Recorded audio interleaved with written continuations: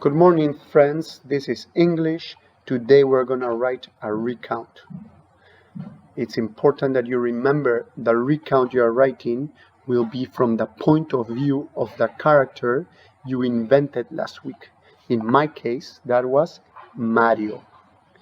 So I am going to remember what happened to his dive, right? He dove down into the deep with Otis, and I'm going to write a recount about it, about my character Mario, from his point of view. So every time I use I'm putting myself in the point of view of Mario. I hope you understand that. So your steps to success are, what I want you to include in your recount is first of all, a brief introduction that covers the 5 most important questions: who, what, when, where, and what. For example, this is my introduction. Yesterday, I made my first dive into the deep ocean inside Otis bathysphere. I was hoping to find wonderful species. So it's telling me when? Yesterday. It's telling me who? It's I, in this case Mario. What? He's doing a dive, that's what he's doing. Where? To the deep ocean. And why? Because he wants to find new wonderful species.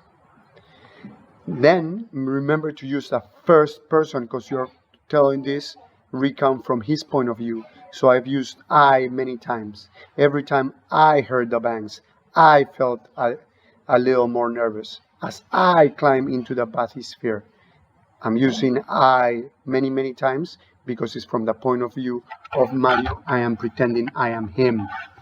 Use the first person, I. For example, I felt nervous. You're also going to use the past tense because you're telling a recount, something that happened already. So, for example, I say, I climbed into the bathysphere. Okay, I scratched my legs. The bathysphere felt cold. It's all in the past tense. The next thing to be careful about is writing chronological order. That means the things that happen first, you're going to tell me first. The things that happen towards the end, you're going to tell me later. Use time connectives. First, then, after that, finally. Use those so that I can follow the story in chronological order. For example, I said, after breakfast, then we settled in. After that, it started to be quite spooky. Finally, a sperm whale. Okay, this is giving me a connection in time.